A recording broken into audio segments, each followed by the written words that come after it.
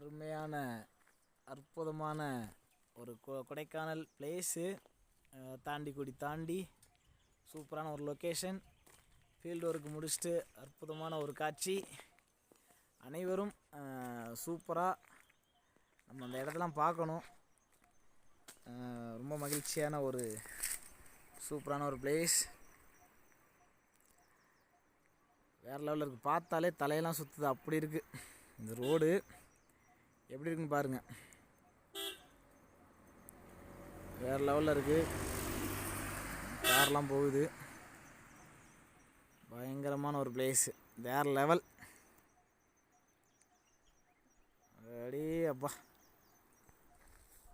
ஆமாம்